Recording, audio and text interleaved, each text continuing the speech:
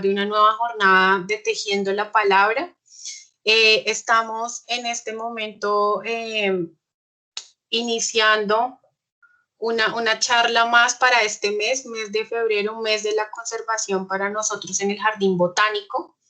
Y por eso estamos realizando estas sesiones de Tejiendo la Palabra que ya varios de ustedes conocen. Gracias por estar participando de nuestras charlas. Contamos con muy buenos invitados para este mes. Siempre estamos haciendo una invitación a todos ustedes desde nuestras redes sociales para que se conecten, para que puedan obtener el link de contacto para que puedan asistir. Entonces, muchas gracias por estar acá. Hoy tenemos una invitada muy especial. Bueno, estamos hoy presentes, además, qué pena que no me he presentado, mi nombre es Mónica Matías, estoy junto a mi compañero Miguel Torres, hacemos parte del equipo de educación ambiental del Jardín Botánico y hoy estamos con ustedes para presentarles a una persona bastante especial que nos viene a hablar un poco a partir de la conservación desde la visión indígena. Entonces les voy a contar algo acerca de ella. Nuestra invitada de hoy entonces se llama Olga Matías Ortiz. Como parte pues de su perfil y de su experiencia, quiero contarles que ella es antropóloga social egresada de la Universidad Externado de Colombia. Ella es especialista en epistemología del sur del Consejo Latinoamericano de Ciencias Sociales CLACSO, de Buenos Aires, Argentina.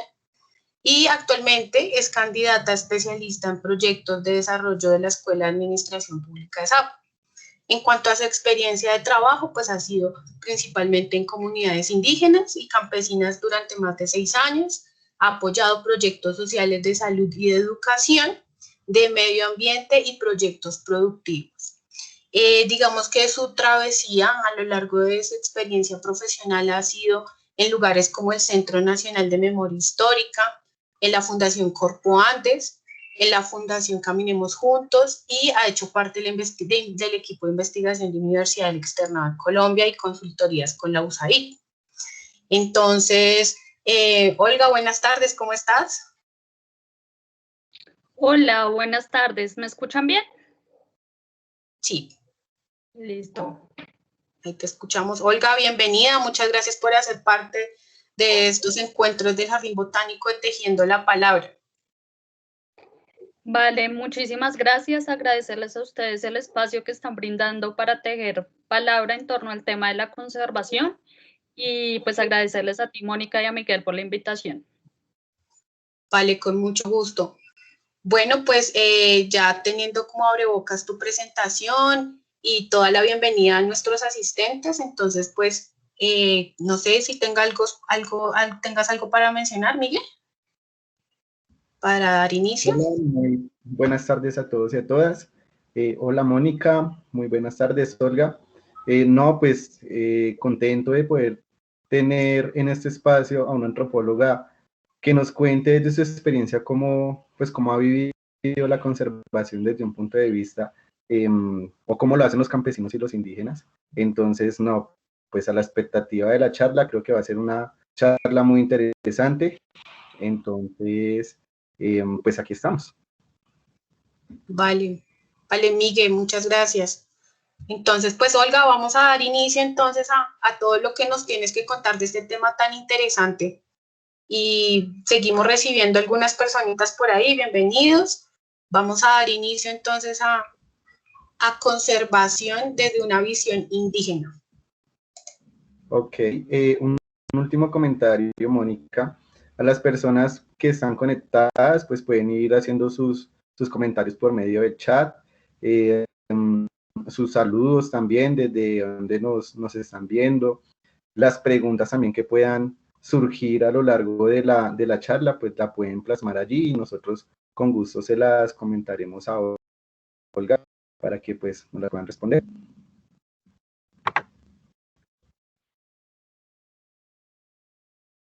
Listo, ok. Entonces, para iniciar, me gustaría agradecer la presentación que hizo Mónica y en este sentido contarles un poco. De base y de profesión soy efectivamente antropóloga, Llevo más de 6 años trabajando con comunidades indígenas y campesinas.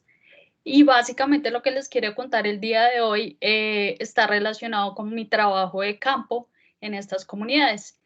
Hay que decir que evidentemente el trabajo en estas comunidades no se ha enfocado específicamente en lo que les voy a contar el día de hoy, sino ha estado relacionado a otro tipo de temas y de funciones. Como mencionaban en la presentación, pues lo que he hecho básicamente es apoyar proyectos sociales de enfoque de salud y de educación en distintas comunidades. Entonces, el día de hoy quiero mostrarles como otra visión del tema de conservación y espero les guste. Voy a compartir pantalla para que por favor me confirmen si la están viendo. Dale, claro.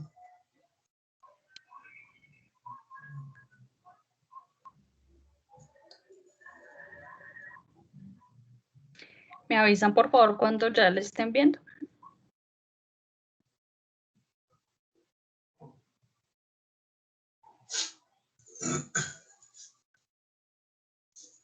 Aparece en blanco.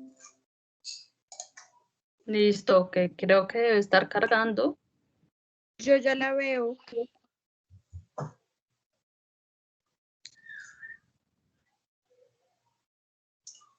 ¿Listo? ¿Ya la ven? Miguel, ¿tú la ves? La verdad, veo en blanco también, pero por ahí nos comentaron que ya la ven.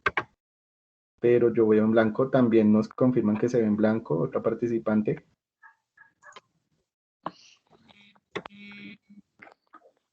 De pronto, si puedes volver a hacer el proceso.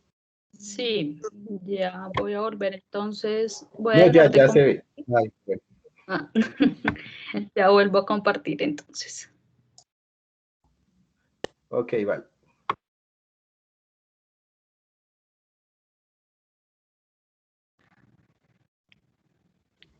Listo, ahí ya la estamos viendo. Listo.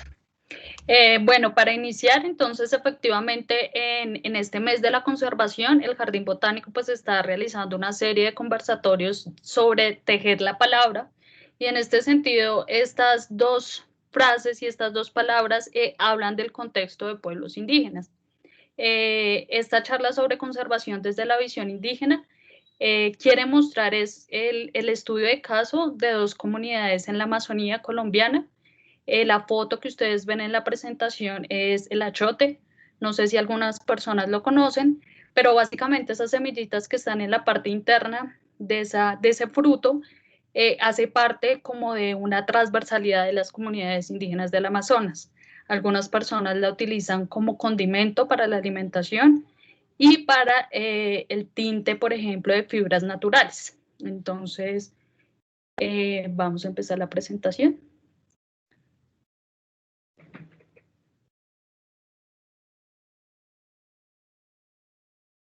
¿Me confirman, por favor, si se está viendo? Veo la primera diapositiva.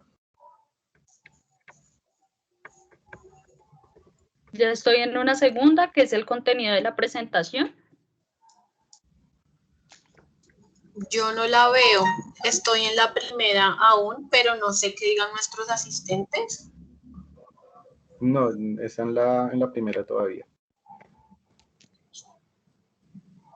Yo creo que voy a utilizar la versión de no presentación para que la podamos ver mejor. No sé si ahí la vean.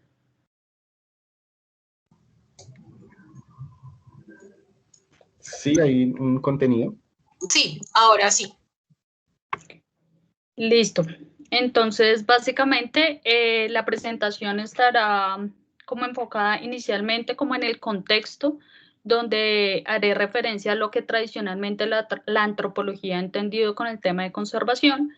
En un segundo apartado, les contaré un poco el recorrido que se hace desde el Puerto Santander, Amiriti, Paraná, Amazonas, los dos corregimientos del departamento, y ahondaré específicamente en algunas comunidades indígenas pues, de este recorrido, enfocando en temas como el de la chagra, que es la huerta, la alimentación y las casas ancestrales o comunitarias de estas comunidades. Para empezar, me gustaría hablarles un poco de esa diferenciación que ha trabajado la antropología y la conservación, y es que muchas veces cuando pensamos en el tema de conservación, pensamos en el tema de fauna y flora, ¿sí? Para el tema de la antropología ha sido clave el estudio de la cultura. En este sentido, entonces, cuando hablamos de conservación, muchas veces, pues lo primero que pensamos es la figura que ustedes encuentran en la parte de arriba, que hace referencia a pictogramas, y la figura que se ve en la parte de abajo, que hace referencia al Parque de San Agustín, en Huila.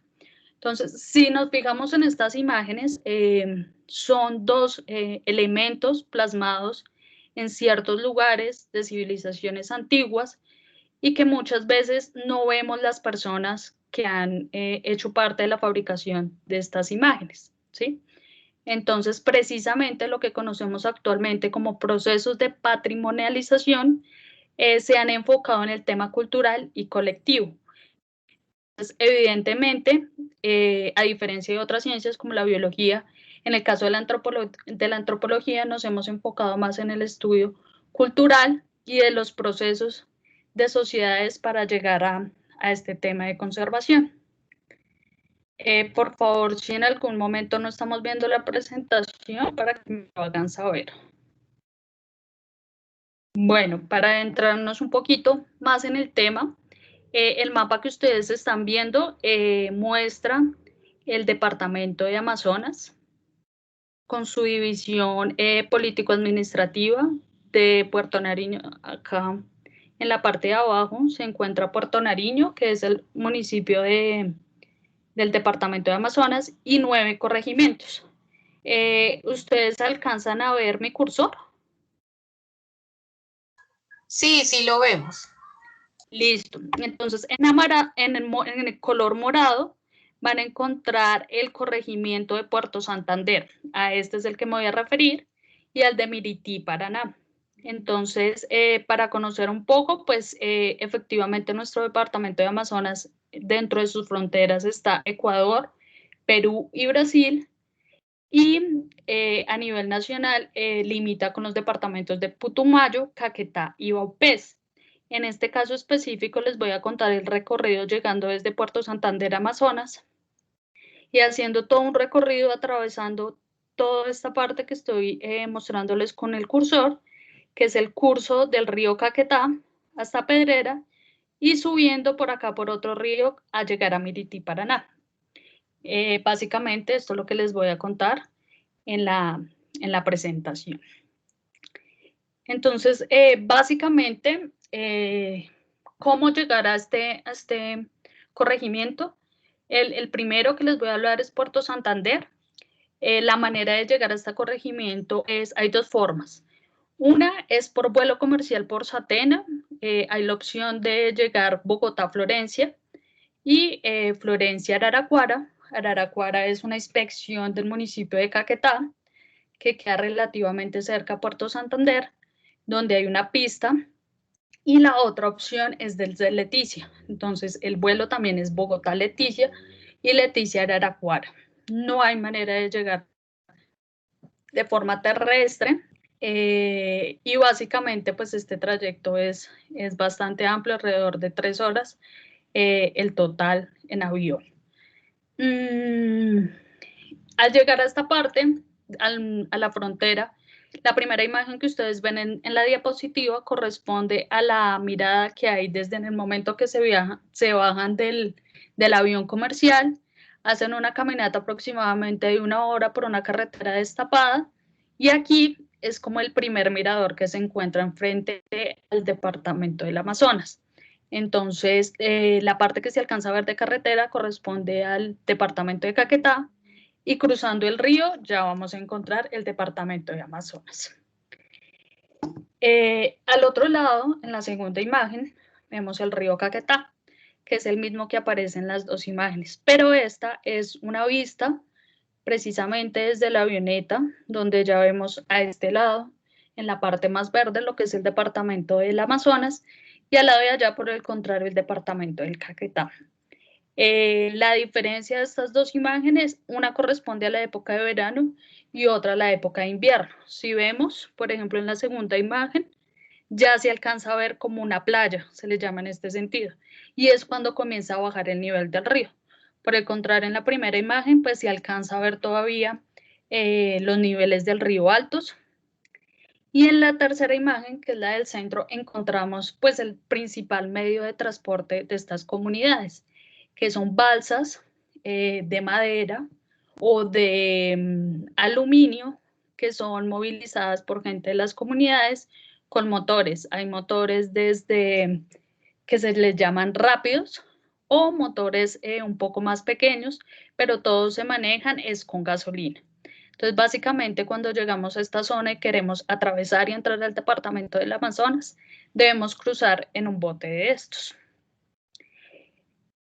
Bueno, cuando ya llegamos a la comunidad de Puerto Santander, hay que decir que este es un corregimiento o un área no municipalizada, debido a que por su cantidad de personas, pues todavía no ha sido declarada como municipio.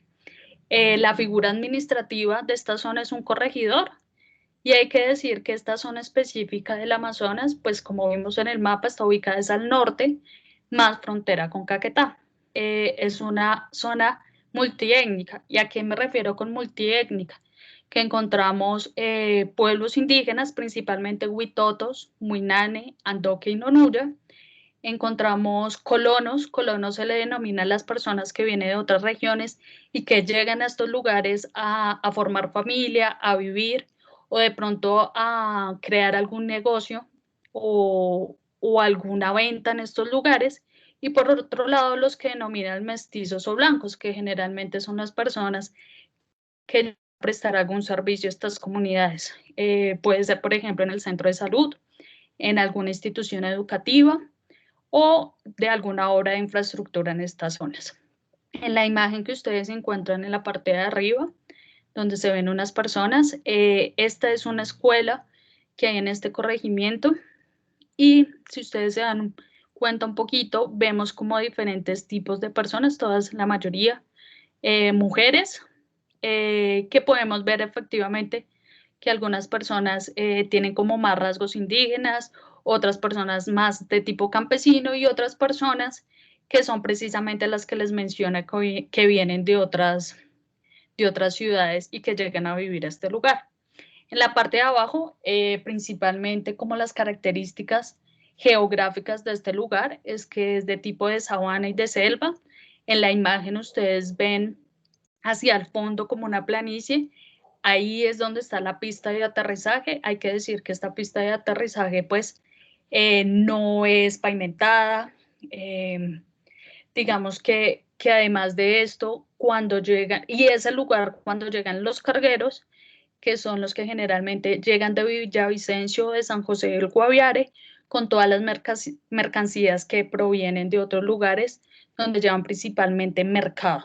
Entonces, aquí es donde aterrizan ese tipo de aviones que se llaman cargueros, que también ha sido en últimas también un medio de transporte para las comunidades que es en realidad más económico que un avión comercial.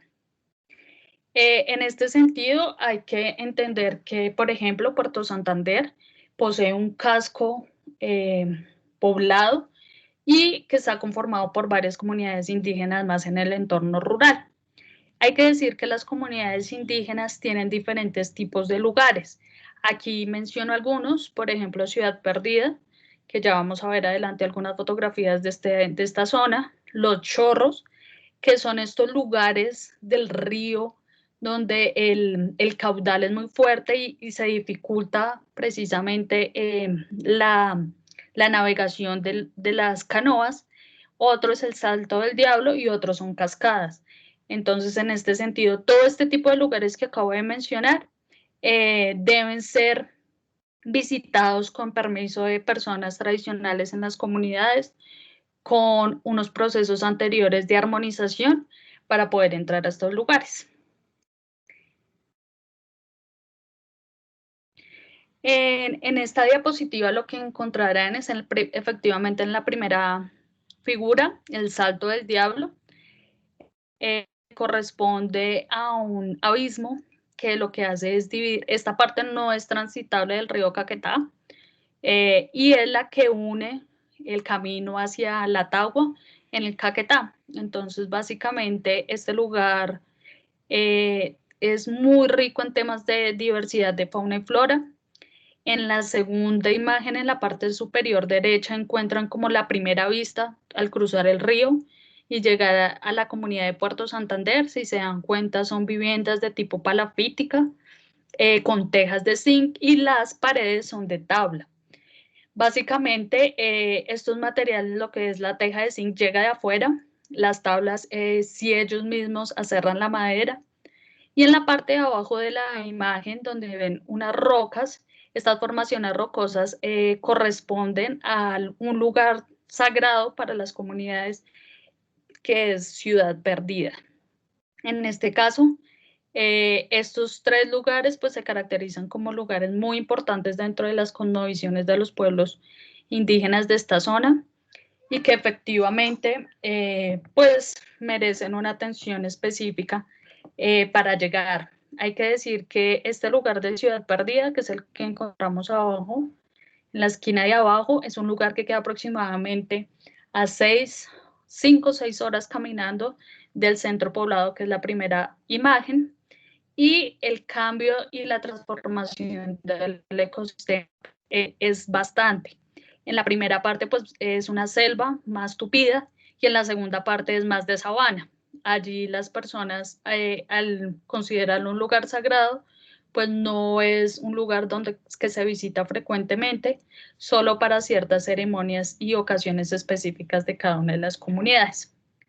Como les mencioné anteriormente, estos pueblos indígenas que habitan esta zona tienen una tradición específica en esta zona, pero en exclusivamente los Andoque y los Nonuya han sufrido bastantes desplazamientos en esta zona. La razón de esos desplazamientos ha sido que los pueblos indígenas de esta zona sufrieron del genocidio perpetuado por las caucherías, que esclavizaron la mano de obra indígena de la región. Esto se dio aproximadamente desde el 1880 hasta la década de 1910 aproximadamente, por el auge que en esta época tuvo la extracción de látex, del caucho y de la quina, y de diferentes productos provenientes de la selva.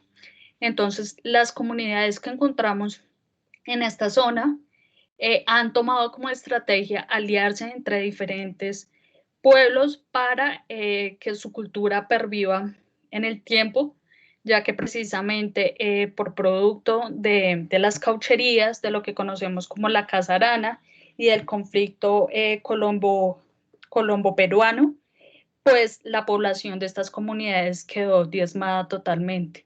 Tenemos casos donde aproximadamente del Perú volvieron entre 2 o 3 personas por comunidad, y pues efectivamente esto ha hecho que ya muchas lenguas, por ejemplo, hayan dejado de hablarse en esta. Entonces, básicamente, se han configurado procesos de recuperación de, uno, el tema de lengua propia, y dos, el tema de educación. Bueno, en esta parte la imagen que ustedes encuentran es el chorro de Araraquara. Como les mencionaba, chorro hace referencia a estos lugares donde no es fácil la navegación por el caudal de los ríos, y les voy a mostrar a continuación cómo se ve este lugar que están viendo en fotografía estando ahí en vivo.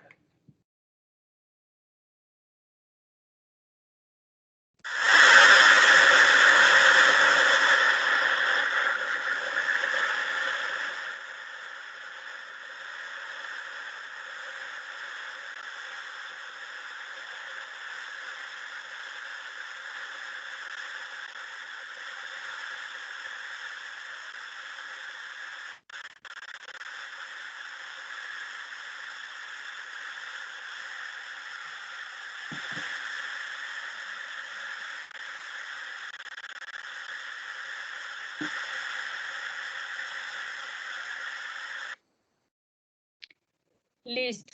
Efectivamente, como ustedes ven, encontramos que la percepción que tenemos en una fotografía es un lugar muy tranquilo, de selva, pero la percepción que tenemos en el video, pues efectivamente vemos que el chorro, como se le llama en esta zona, hay que decir que en comunidades como el Baupés se reconoce más como raudal, cachiveras, rápidos, es decir, este nombre varía dependiendo la zona de la Amazonía. Es clave, por ejemplo, que definitivamente no hay manera como atravesarlo, y contarles que en estas zonas pues son los mejores lugares para la pesca.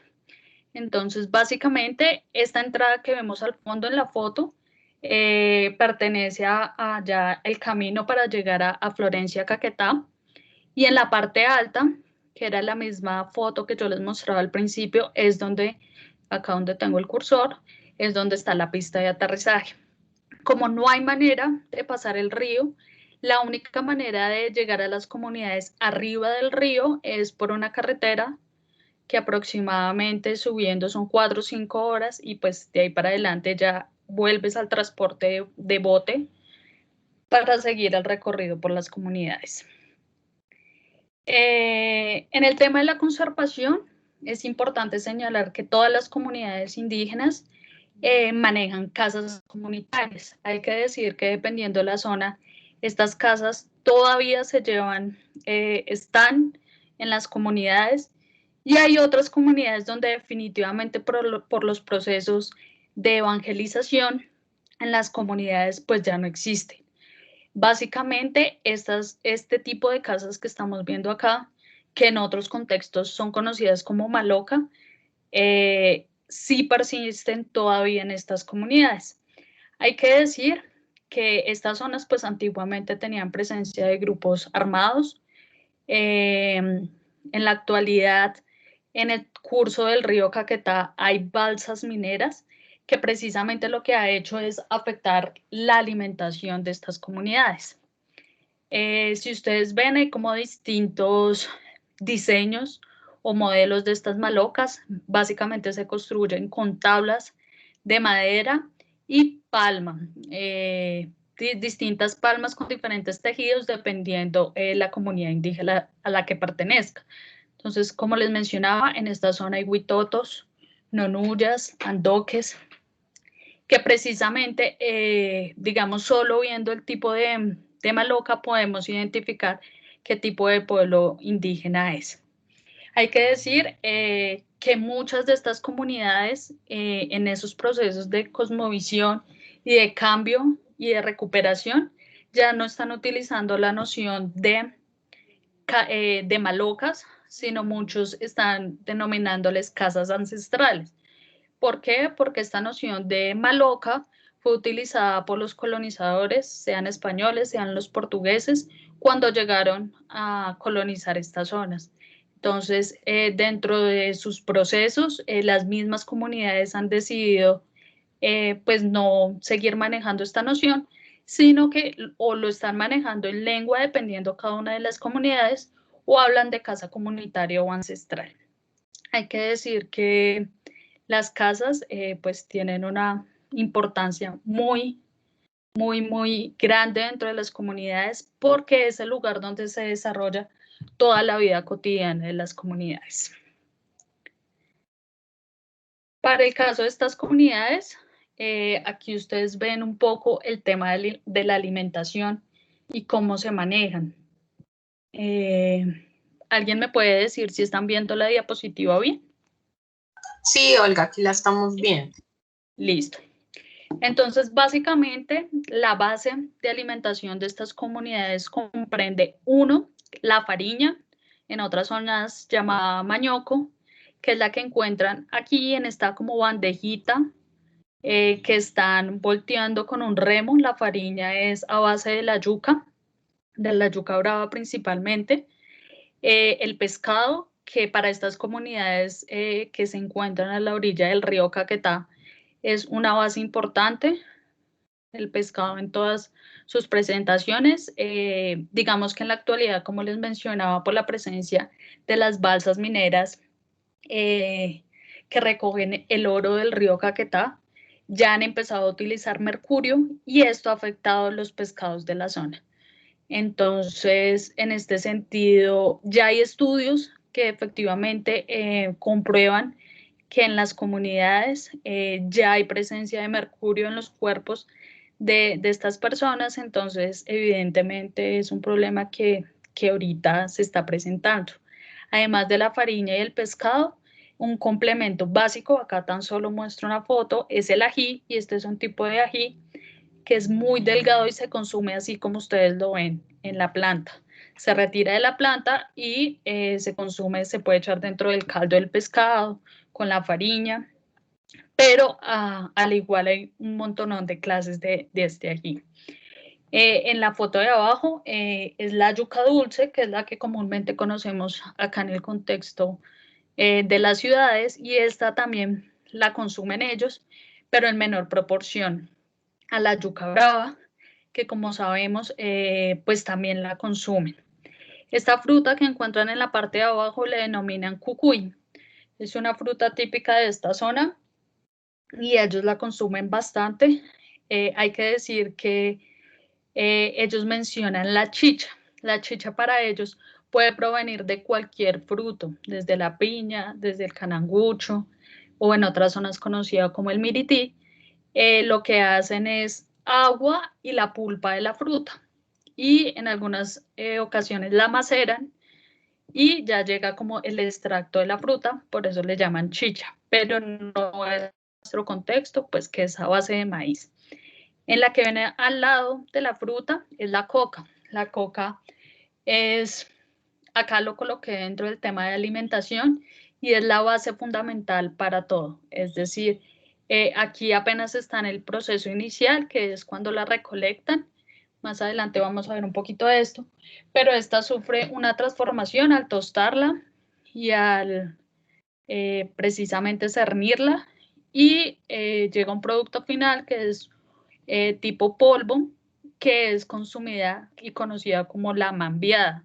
La mambiada es precisamente el consumo habitual de estas personas, de estas comunidades, principalmente de los hombres y de las mujeres de mayor edad, que es la que les permite conectarse con sus ancestros. Y, por ejemplo, cuando son viajes largos, caminatas largas, noches de cacería, son las que permite mantenerlos despiertos, sin hambre, sin sueño. Entonces, básicamente, el consumo de la coca es algo muy importante. Y en la última parte encuentran una tortuga que también hace parte de la alimentación de estas comunidades. En este caso es una charapa, que también la consumen los huevos y como tal la carne como fuente de proteína. Entrándonos un poquito en las formas y en los sistemas de agricultura, en estas comunidades encontramos las chagras, que para nuestro caso son las huertas tradicionales. Acá hay dos tipos. En la primera imagen ustedes ven como una terraza en lo alto, generalmente son canoas que ya no se utilizan, que se golpearon, y las utilizan a forma de materas grandes de forma horizontal para cultivar más cercano a la casa. Entonces, todas son en lo alto para, por ejemplo, evitar que si tienen gallinas, pues ellas consuman estos alimentos, o que otro tipo de depredador se acerque a estas azoteas. Básicamente lo que tiene, por ejemplo, la de la foto es una variedad de cebolla, principalmente también tienen ají, lulo.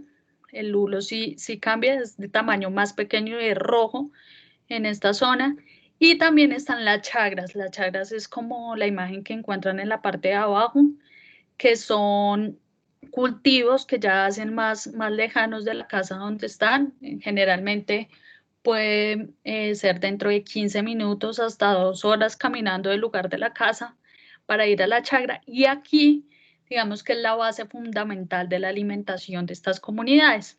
¿Por qué? Porque siembran precisamente las variedades de la yuca dulce, por ejemplo, de la yuca brava, piña, la coca es algo básico que tienen.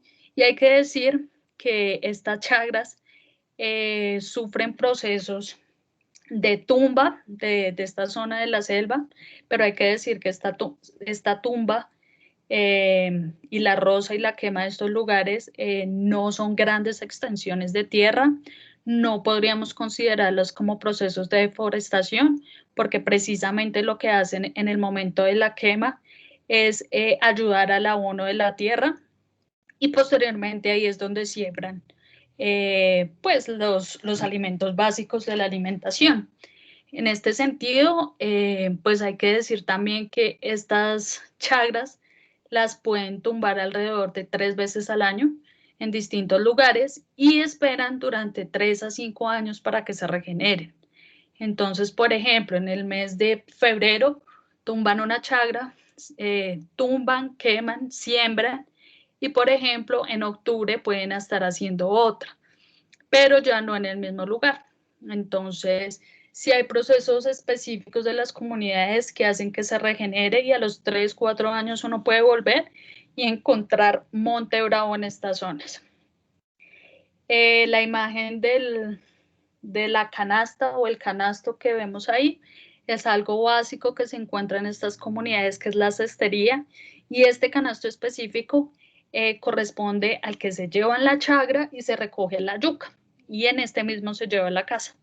La señora que vemos en la foto ya hizo el proceso de recoger la yuca, pelar la yuca y la rayó. Y está en un balay, que es ese como colador grande que vemos en esa estructura triangular, y le está sacando lo que nosotros llamaríamos como el almidón de la yuca, pero este es en el caso de la yuca brava. Entonces, como decir, lo que le hace daño, lo que produce el veneno en la yuca brava, en este caso, la señora ya le está sacando todo eso para posterior preparar otro tipo de bases alimenticias. Bueno, hasta aquí les he contado un poco el recorrido de Puerto Santander, que como les mencionaba es un corregimiento que tiene pues mucho tipo de población, dentro de sus mestizos, colonos y pueblos indígenas. Ahora les voy a contar sobre Mirití, Paraná, Amazonas, que es un lugar que efectivamente es otro corregimiento. Para llegar a este lugar hay que andar primero por todo el río Caquetá hasta Pedrera, que fue donde les mostré en el mapa inicialmente, que es frontera con Brasil, y coger como un brazuelo del río por todo el río Mirití, Paraná. Esta población indígena ya en Mirití, Paraná, después de 2 días subiendo en bote, es una población principalmente yucuna, letuama, tanimuca, cubeo y matapí, y muy pocos mestizos o blancos. Básicamente no hay presencia de personas blancas, a menos que sea uno en el internado del corregimiento, que puede ser un misionero de zonas como Portugal, o puede ser algunos profesores del internado, o puede ser también comisiones de salud que llegan a estas zonas. Y en la parte de abajo de la fotografía ven como un panorama general de esta comunidad, y también les voy a mostrar como algunos lugares puntuales sagrados de esta comunidad. Hay que decir que, como efectivamente les nombré en el caso de Puerto Santander, el chorro de Araraquara, aquí les mostraré un poco del chorro de Tequendama, que son lugares sagrados para estas comunidades. Los Salados, que son lugares también en el entorno del río, donde hay mucha riqueza a nivel de fauna y flora, y son lugares donde solo pueden entrar con permiso o con armonizaciones por parte de los médicos tradicionales de esta zona para ingresar a estos lugares sagrados. En el caso de Mirití, Paraná, como les mencionaba, pues es absolutamente indígena. Todos estos pueblos indígenas que les he nombrado tienen su lengua vigente actualmente, y la mayoría también habla el español. En este caso de Mirití, Paraná, por estar cercano más a la frontera con Brasil, algunas personas también hablan el portugués. Entonces, en la primera imagen, ustedes encuentran una familia en su casa tradicional, la señora pelando la yuca que ha recogido de la chagra, Si ven acá ya tenemos el canasto puesto boca abajo y también acompañando el proceso pues más familia. En la primera imagen en la esquina superior derecha encuentran una imagen como del panorama de la comunidad de Mirití, Paraná, y si ven al lado y al lado del río hay casas. Y también se puede evidenciar un poco estos chorros rápidos, cachiveras que les he mencionado con anterioridad. Por ejemplo, esa no se ve muy caudalosa, efectivamente sí hay posibilidad de que pasen botes, pero lo que sucede en estos chorros un poco más pequeños es que se debe parar antes, bajar toda la carga que se lleve en el bote y pasar solo el motorista de la canoa. Y el resto de personas que vayan en la canoa deben hacer un trayecto a pie para subirse más adelante. En la foto de abajo muestra precisamente el chorro de Tequendama, que es otro de estos lugares sagrados para las comunidades Yucuna y Matapí de esta zona. Este tampoco se puede transitar. Aquí les voy a mostrar un poco dos videos que corresponde el primero un poco al recorrido por el río Mirití.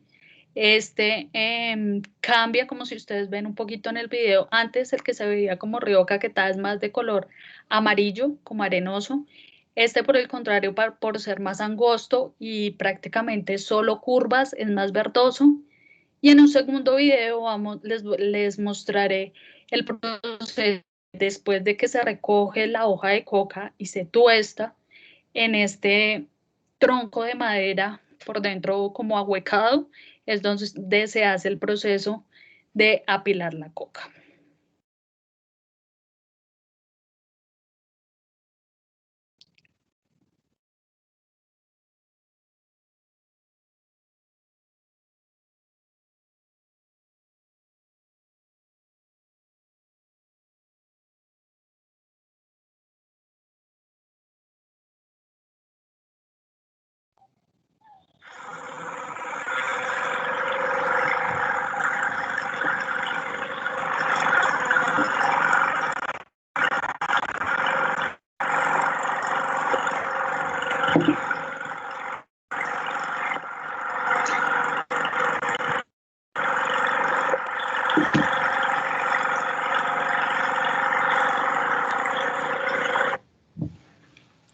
Y les mostré a continuación el de la piladera por un médico tradicional de esta comunidad. Tenemos derecho a participar en las actividades del programa. Aprovechamos esta llamada a los programas que tenemos que hacer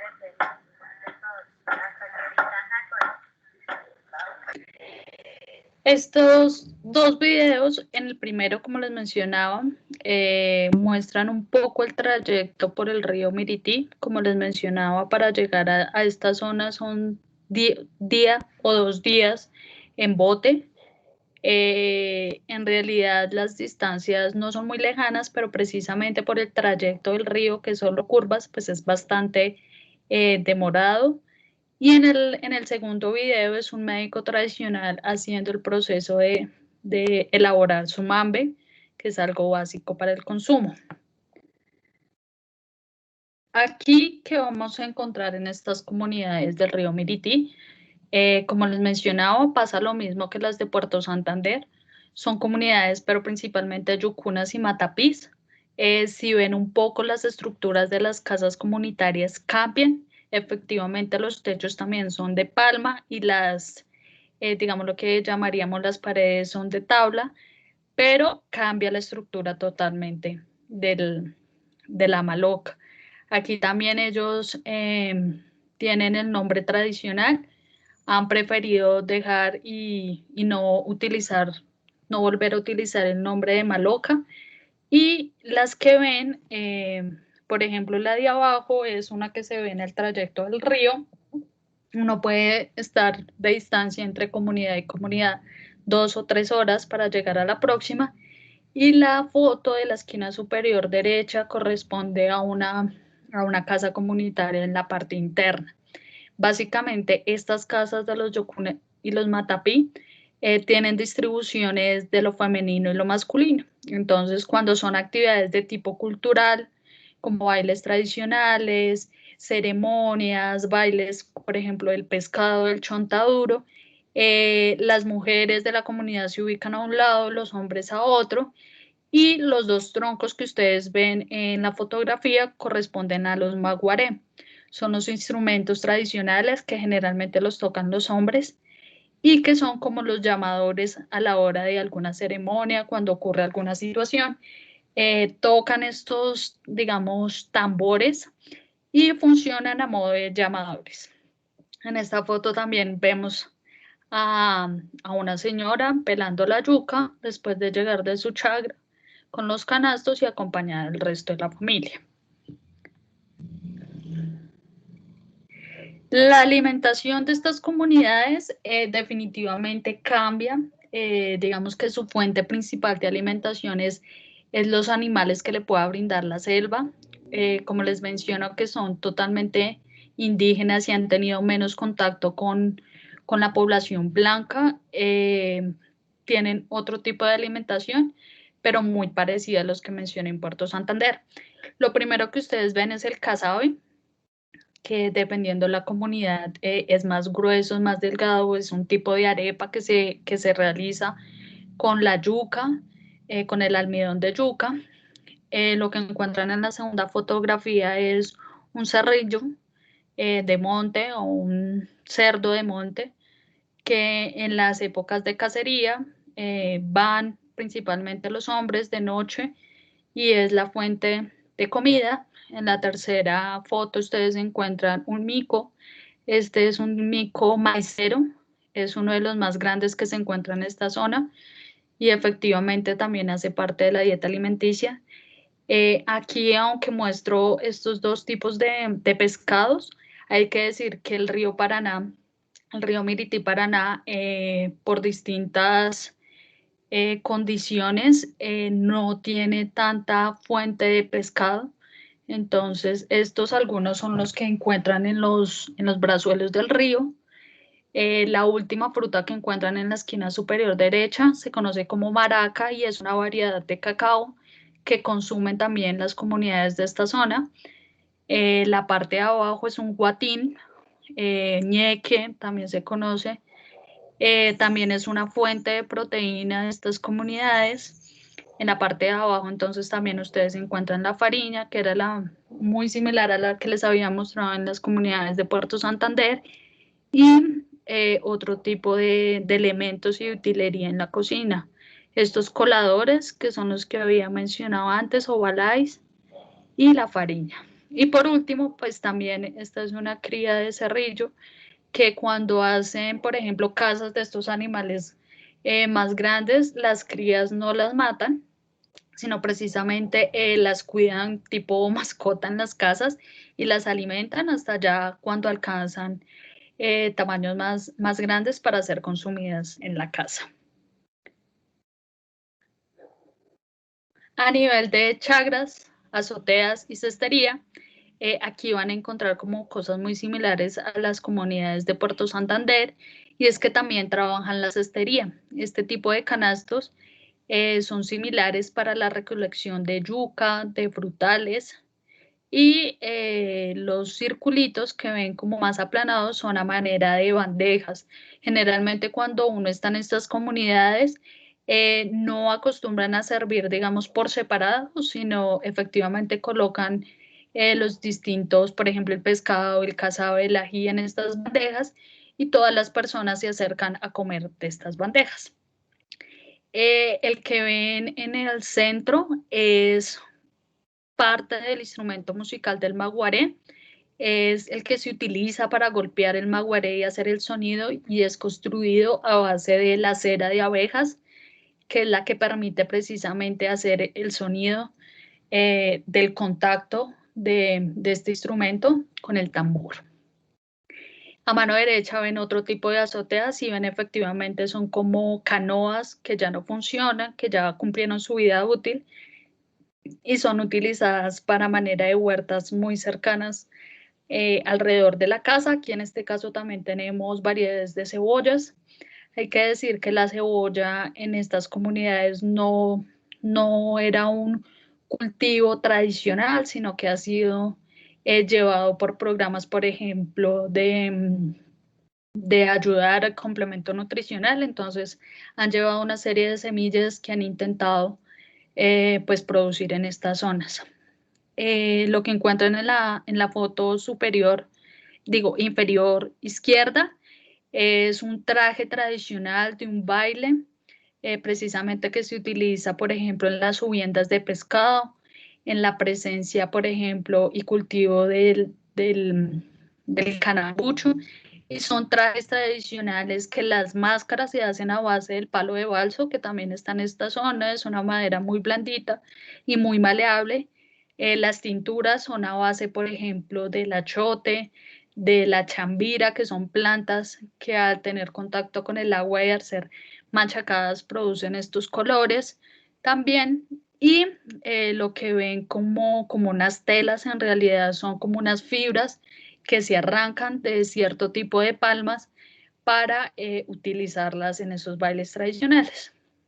Algunos objetos que utilizan dentro de esta comunidad y precisamente los médicos tradicionales son estas plumas que ven ahí, que son de águila, que son utilizadas también en el tema de la medicina, y este collar con colmillos, que también es básico como objetos pues cargados de significación dentro de la cosmovisión de estos pueblos y que le atribuyen pues varios poderes. En la última foto pues vemos la imagen de una chagra y pues la familia como tal ya después de un día de trabajo en este contexto de la huerta, y pues básicamente la planta que ustedes ven en ese espacio específico pues es la coca. Pues bueno, pensando un poco la reflexión del tema de la conservación y estos procesos que se están llevando a cabo, hay que decir varias cosas, y es que en mi caso pues he tenido la oportunidad, como mencionaba, de estar en varias comunidades, no solo de la Amazonía, sino de distintas partes del país, y digamos que mi labor nunca ha sido ir a conocer cómo viven, pero en mi caso ha sido parte fundamental vivir con estas comunidades y estar a diario en las actividades que realizan. Entonces, básicamente los pueblos indígenas y sus conocimientos ancestrales también hacen parte de la conservación. Entonces, es una mirada, un poco un vuelco de la mirada de la conservación, solo en el sentido de la fauna y la flora, sino precisamente en el rescate de conocimientos ancestrales.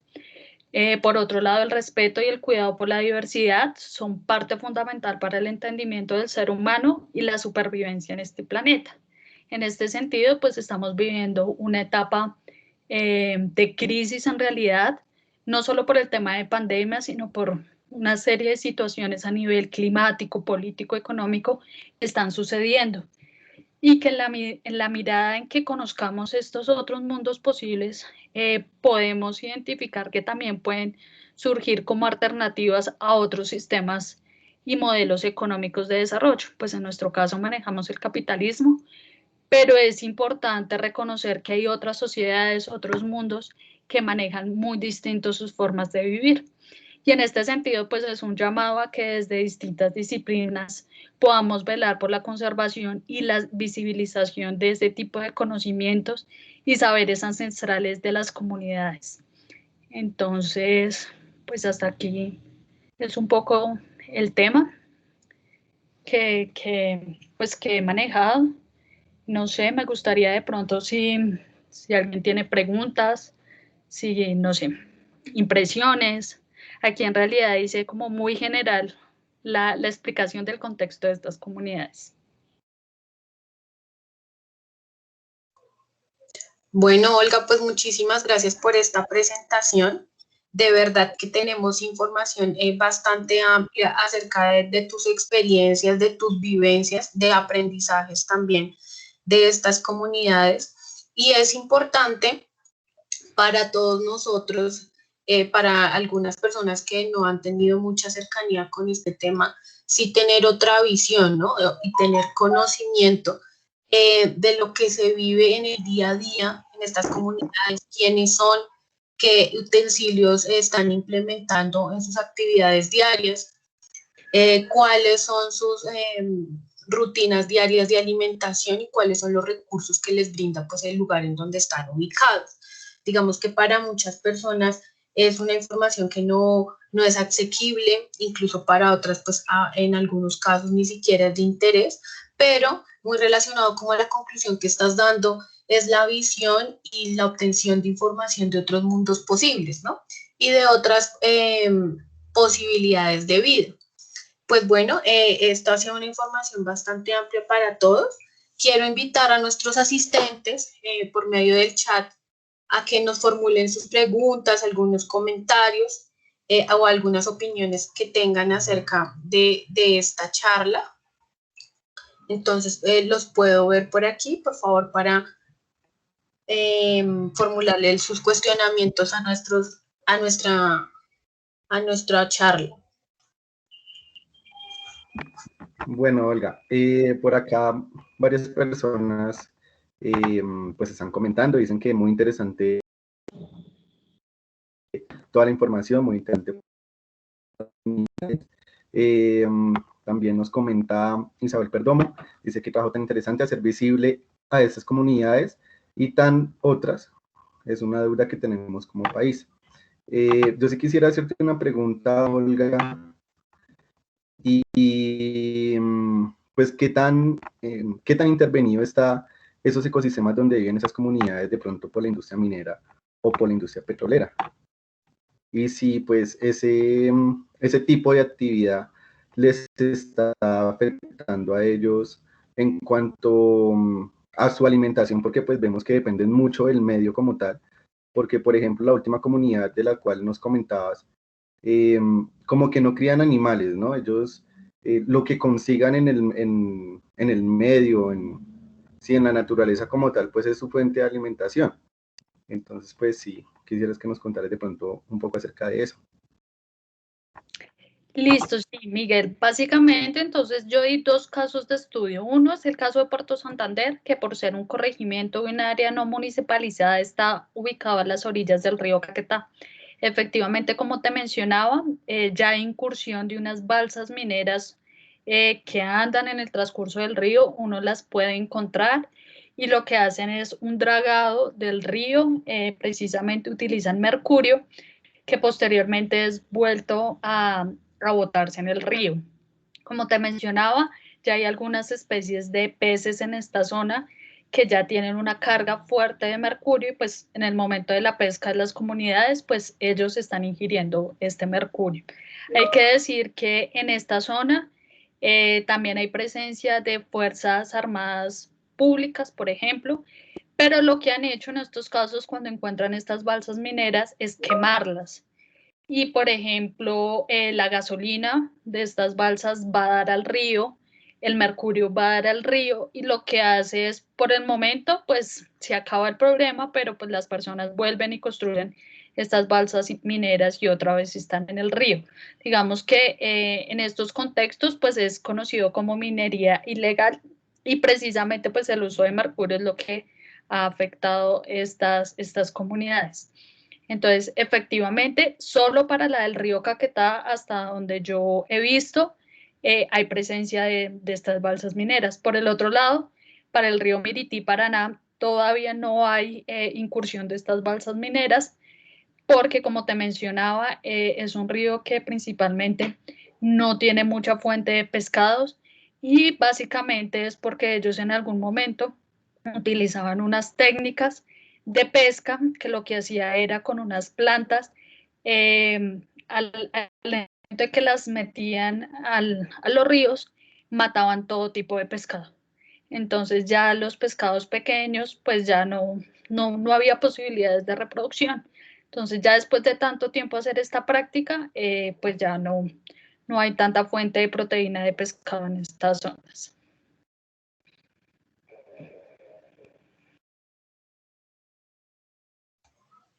Ok, Olga, por aquí. Perdón, Miguel. Perdón.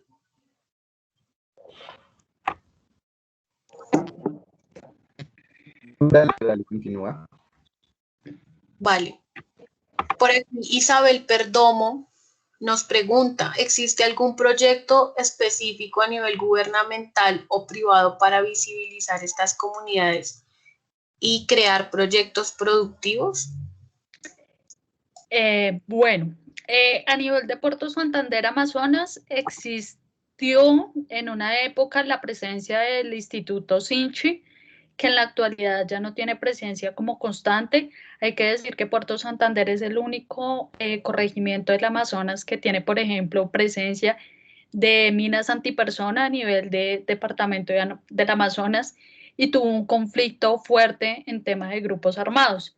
Cuando pues digamos que hubo esta bonanza y este conflicto, este tipo de instituciones pues dejaron de tener actuaciones en esta zona y precisamente como les mencionaba, hay muchos pueblos indígenas que tuvieron también un gran impacto con el tema de la cauchería. En este caso, pues las decisiones que ellos tomaron, por ejemplo, también estuvo la Fundación Gaia, fue no aceptarlos en su comunidad y en estas comunidades de la organización CRIMA, que es la organización de pueblos indígenas que está en esta zona, porque ellos argumentan que muchas veces llegaban a hacerle efectivamente entrevistas, a conocer sobre sus conocimientos ancestrales y que llegaban muchas personas en general de otros países y se llevaban esos conocimientos y ellos no tenían ningún tipo de beneficio acerca de esto. Entonces, específicamente para esta zona, la organización indígena CRIMA dijo que no iba a aceptar presencia de Gaia, por ejemplo, en esta zona. Ya siguiendo más por el río Caquetá y el río Mirití, ya llegando a Pedrera, hay una presencia del Parque Nacional Natural, este Parque Nacional Natural Cabillarí, que está en esta zona. Ya ha entrado pues entonces la figura estatal de parques nacionales, que lo que ha hecho con ellos es tener procesos y participativos de conservación de fauna en esta zona. Entonces, ellos, por ejemplo, si en una semana, por ejemplo, cazaban una danta para el consumo familiar, ya con los procesos que han venido realizando con parques naturales, han tenido otro tipo de concientización. Muchas veces ellos cazaban no solo para el consumo de la familia, sino también para venderlos en los cascos urbanos de estas zonas, que esto ya pasaría a un tráfico de especies. Entonces, efectivamente, por ejemplo, Parques Nacionales ha tenido una fuerte presencia en esta zona y pues ha sido de forma participativa con las comunidades. Entonces, los guías, por ejemplo, son miembros de las comunidades y participan en los temas de conservación de fauna y flora en esta zona. Y también en este caso y en estas comunidades, Gaia sí ha tenido una participación porque ha cambiado un poco la manera como ha entrado a estas comunidades. Entonces es lo que ya conocemos un poco sobre los procesos de Gaia en otras investigaciones, donde ya conocemos un poco más los actores que han participado de esas investigaciones. Entonces efectivamente sí hay presencia de algún tipo de organización en estas zonas, que en algunos casos ha sido bien aceptada y en otros no.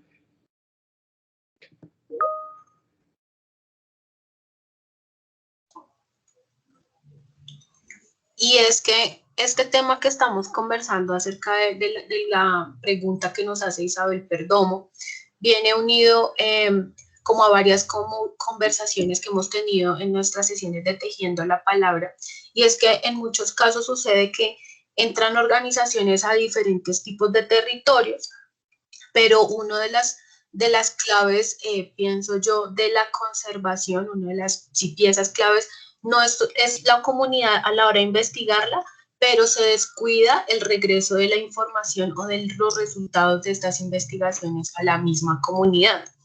Entonces, esto también tiene que ver con la conservación, ¿no? Como la investigación de estos temas tan profundos y tan propios de ciertas comunidades que efectivamente debería volver a sus originarios, digamos. Si hay si hay ciertas organizaciones que quieren apoyar la investigación o quieren saber más sobre las comunidades, efectivamente deberían devolver a estas mismas comunidades la información, los resultados, cuáles son las posibilidades que tienen estas comunidades, cuáles son las posibles oportunidades, no sé, a partir como de algunos beneficios acerca del Estado y hacerse visibles ante el Estado y ante nosotros, pues como ciudadanos, por ejemplo. Entonces, bueno, muchísimas gracias por esta pregunta, Isabel. Por aquí, David nos comenta, me gustaría saber cómo hacen las comunidades indígenas en el Amazonas ante la deserción cultural de los jóvenes al irse, por ejemplo, a una ciudad o dejar sus costumbres para insertarse en otras, o por ejemplo, dejar de hablar su propia lengua. Listo, sí, efectivamente, David. Para el caso de estos dos corregimientos, como te mencionaba, pues son comunidades que han vuelto a reagruparse. Muchas de ellas, sus pocas, digamos, ancestros, abuelos que quedaban de estas comunidades vienen es de procesos de reincorporación, por ejemplo, así decirlo. Hay muchos que vienen del Perú, por ejemplo, o de otras zonas del Putumayo, que lo que han hecho es el desplazamiento y precisamente pues han perdido muchas de sus costumbres. En el caso de los que fueron impactados por el tema de la cauchería, hay que decir que en su momento pues todas estas casas ceremoniales, la lengua fue totalmente prohibida para hablarla y las casas ceremoniales quemadas. En este caso, pues básicamente los jóvenes, por ejemplo, estudian su primaria en una escuela rural en las comunidades. Hay muchas que manejan el tema de etnoeducación, otras manejan la educación occidental, por así decirlo, que es la que tenemos en este contexto. Y cuando ya pasan, digamos así decirlo, a la secundaria, van a los internados que se encuentran en los cascos urbanos de estos corregimientos. Hay que decir que estos internados todavía son manejados en su gran mayoría por comunidades religiosas que efectivamente han cambiado y han transformado las prácticas culturales de estas comunidades. Entonces, cuando algunos logran acceder y logran graduarse, principalmente deciden salir a ciudades como Leticia, como Medellín, como Cali, algunos acá a la ciudad de Bogotá, a precisamente realizar estudios en educación superior. Muchos de ellos han logrado pues, desenvolverse en un contexto de ciudad, otros no lo han logrado, pero los que sí efectivamente han podido pues como vivir también este ritmo de la ciudad, han vuelto a sus comunidades a trabajar pues en proyectos propios y pues colaborándole también a otro tipo de compañeros. Entonces, por ejemplo, en los contextos de ciudad hay casas donde reciben a miembros de estas comunidades indígenas, por ejemplo, por eso es que vemos cabildos en contextos urbanos que precisamente son como las redes de comunicación de estos estudiantes, por ejemplo, en la ciudad. Obviamente es difícil mantener cierto tipo de tradiciones.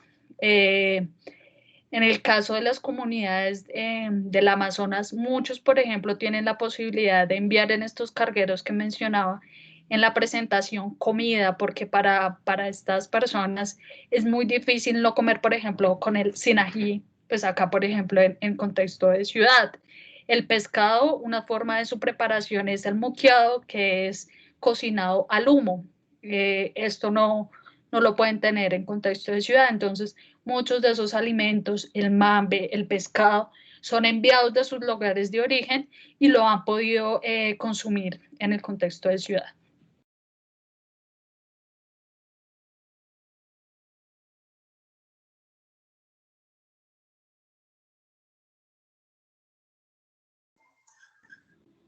Vale, pues muchas gracias por tus comentarios y tu respuesta para David, Olga. Quizá haya alguien más que nos quiera preguntar alguna otra cosa o comentarnos acerca de la charla. Por acá David también había comentado hace un ratico, muy buena información, gracias por todo, por compartir tus conocimientos. Vale, David, de nada.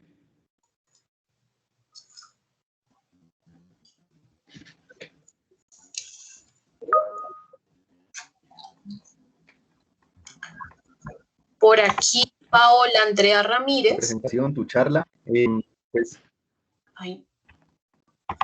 Perdón, Miguel, de pronto tenemos la señal de internet un poco. Dale, dale. Sí, está a diferentes,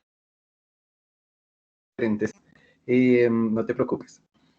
Que me parecía muy interesante ver cómo las comunidades indígenas pues aprovechan todos los recursos naturales y que en caso tal de que pues no dejarían como tanta huella como lo dejamos nosotros en la ciudad, ¿no? Nosotros con el plástico, con tantos materiales sintéticos, pues aportamos en realidad a contaminación. En cambio, ellos sí aprovechan todo de manera natural. De pronto, Olga, quisiera que nos, desde tu punto de vista y de acuerdo a lo que nos has comentado, nosotros en la ciudad, ¿qué podríamos de pronto copiar de ellos o qué podríamos implementar desde nuestras casas para ser un poco más amigables con el ambiente? Bueno, efectivamente hay que decir que son contextos muy distintos, ¿sí? A diferencia, por ejemplo, en estas comunidades, el plástico, por ejemplo, es muy poco, casi nulo, y ellos lo reutilizan totalmente. Por ejemplo, no sé, un frasco de aceite lo pueden reutilizar muchas veces. Ellos pueden llevarlo hasta el lugar donde compran el aceite, lo recargan y vuelven y lo llevan a la casa. Pero efectivamente, pues hay muchas opciones de cómo traer y más que, digamos, replicar este tipo de actividades que ellos tienen en el contexto de la Amazonía. En el caso de la ciudad, por ejemplo, es importante empezar por la separación de los residuos, aunque no tengamos unos sistemas efectivos de recolección de basura. Ellos, por ejemplo, en estas zonas acostumbran a tener un lugar donde botan los orgánicos. Ellos, digamos que no tienen en su conciencia que pueda ser abono, pero efectivamente ya con distintos proyectos que se han llevado a estas zonas de sistemas productivos, han entendido que pueden ubicar un lugar específico para botar todos los residuos orgánicos. Entonces, básicamente, en nuestra casa podríamos tener un lugar donde efectivamente podamos hasta crear nuestro propio abono, ¿sí? Y esto se ha sumado a otro tipo de prácticas como la siembra de plantas medicinales, aromáticas, verduras en la casa, que también puede ser posible. Digamos que en el contexto de ciudad cambian precisamente estas actividades, pero efectivamente aportando un granito de arena, por ejemplo, con la separación de los residuos, podemos aportar mucho. Y en el tema del agua es clave, es decir, ellos allá no tienen un tubo, una manguera donde les llegue el agua. Ellos, por ejemplo, el baño es en el río. Entonces, pues en nuestro caso tenemos la ducha, entonces, pues no demorarnos tanto bañándonos. Ese tipo de cosas, pues en realidad son algo importante que ellos aprenden a valorar también y más cuando llegan al contexto de la ciudad. Es decir, ellos llegaron a una casa y como decirles que llega un recibo del agua cobrando el litro de agua que consumes, pues es como así, ¿sí? Entonces, efectivamente son contextos distintos, pero definitivamente desde donde podemos aportar distintas situaciones. Vale, Olga, muchas gracias por tu respuesta. Precisamente por acá nos están preguntando algo también que tenía curiosidad, porque pues me imagino que hay gente como yo que quisiera ir allá a visitar a las comunidades, de pronto aprender un poco de ellas, o simplemente por un rato de esparcimiento. Precisamente Paola Andrea Ramírez nos pregunta, en tu opinión, ¿qué ventajas y desventajas ve la inserción del turismo en la zona? Bueno, en temas de ventajas, yo podría hablar de mayores fuentes de ingreso a las comunidades, es decir, ellos aunque en la parte de alimentación pues producen su propio alimento, también hay una serie de productos que tienen que comprar, principalmente por ejemplo es el aseo, todo lo de aseo, jabón, detergente, jabón de loza y algo básico que todas las familias tienen o que pues su logro tener es la canoa y el motor. Y para un motor pues necesariamente tienen que tener, por ejemplo, gasolina. Un galón de gasolina en estas comunidades puede costar entre 16.000 y 20.000 pesos, dependiendo la disponibilidad y pues lo que haya en la zona. Entonces, básicamente el turismo efectivamente se encuentra, pero el turismo que llega a estas zonas es de tipo internacional. Entonces, básicamente lo que ha pasado es que llegan, por ejemplo, alemanes, pero llegan con todo su kit para viajar por el río. De pronto sí tienen alguna experiencia dentro de alguna comunidad, pasan con ellos unos días, están dentro de la selva, pero vuelven y se van. Entonces, hasta ahora, el turismo que se da dentro de estas zonas no tiene tan presente a las comunidades locales y a las personas de la zona. Entonces, básicamente lo que hacen es pagar por un guía. Entonces, aunque hay una fuente económica para estas personas, pues hasta el momento no ha sido un turismo organizado ni comunitario. Y pues que evidentemente las comunidades también se tienen que enfrentar a este tipo de situaciones. Entonces, definitivamente el contacto con lo blanco transforma pues, sus condiciones culturales. Entonces, también ha sido necesario procesos de fortalecimiento interno de las comunidades para no verse afectado por otras situaciones de afuera. Por ejemplo, cuando les mencionaba el caso de la cercanía con Pedrera, que es más cercano a Brasil, la llegada de licores brasileños tan económicos también ha afectado a estas comunidades. Y no necesariamente es relacionado con el turismo, sino simplemente llega de contrabando licor, que ha hecho que, por ejemplo, una botella de cachaza cueste 1.000 pesos. Entonces, las comunidades obviamente son atraídas y atraen por este tipo de situaciones, y pues este tipo de consumo ya pues fuertemente ha llevado a accidentes en las comunidades. Entonces, efectivamente, como mencionaba, no hay procesos turísticos consolidados en la zona, y que efectivamente, pues, si se llegan a dar, deben tener su mirada sobre estos procesos. Claro, y también importante el tema de la capacidad de carga de los ecosistemas, ¿no? Por lo general, donde se encuentran los seres humanos, entre más cantidad, pues más perturbados van a ser los ecosistemas. Entonces también, pues sería algo como a tener en cuenta. No sé si Moni quieras preguntar algo o complementar algo. Claro, Miguel, por aquí tenemos una última pregunta de Jonathan Yaya. Él nos pregunta, Olga, que si existe algún registro de arte rupestre sobre estas comunidades. Y antes de que nos resuelvas esta pregunta de Jonathan, quiero invitarlos, por favor, a todos los asistentes a que ingresen al siguiente link que les voy a dejar ya en el chat, para que por favor nos ayuden con sus respuestas acerca de una encuesta sobre esta sesión de Tejiendo la Palabra. Entonces, esta pregunta es tuya, Olga. Sí, efectivamente, Jonathan. Aunque no hay estudios específicos en esta zona de arte rupestre, evidentemente sí hay ciertos registros. Específicamente en el transcurso del río Caquetá hay un río que se llama Cabillarí, que en realidad en este río una de las entradas tiene efectivamente arte rupestre, y es lo que se ha denominado la entrada a todo este sistema de abrigos rocosos que corresponde a la lindosa, que es como lo que hasta el momento se ha tenido en cuenta. No ha sido visible, no ha sido muy registrado, pero sí definitivamente es la entrada sur de todos estos abrigos rocosos y lo que correspondería a la serranía del Chiribiquete. Pero sí, efectivamente esta zona lo tiene, pero no ha sido registrado efectivamente ni muy estudiado, porque efectivamente lo que se conoce es lo que lo que está en la parte como más hacia el norte, por el lado del Caquetá. Sí.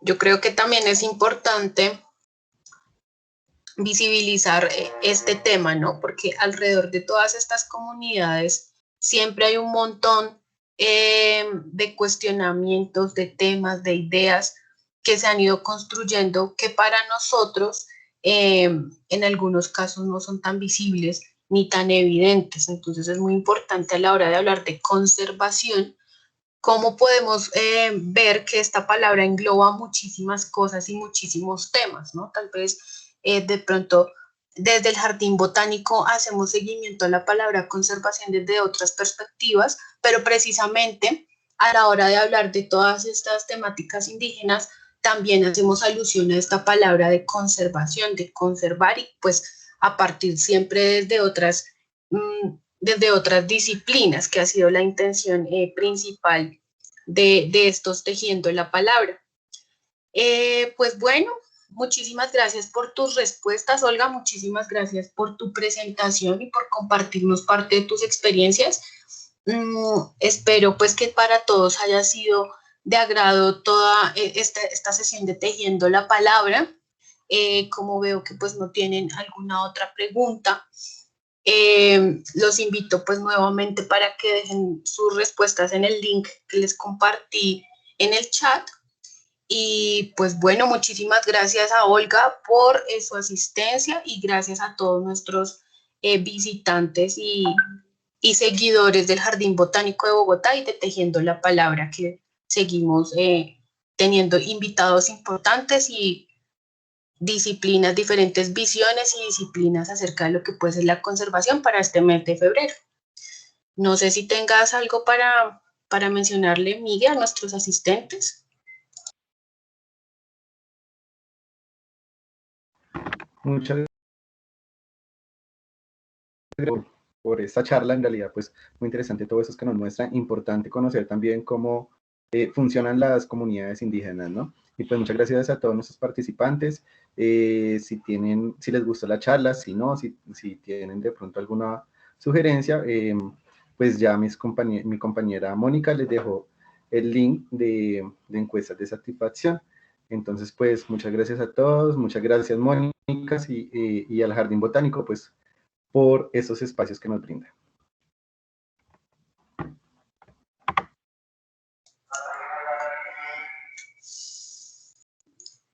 Vale, gracias a todos, que estén bien. Los esperamos en todas nuestras sesiones de Tejiendo la Palabra de febrero.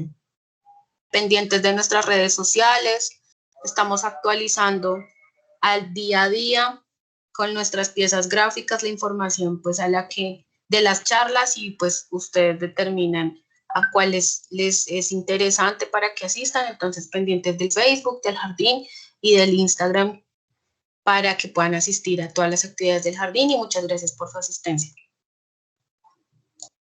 Gracias a todos, que estén bien.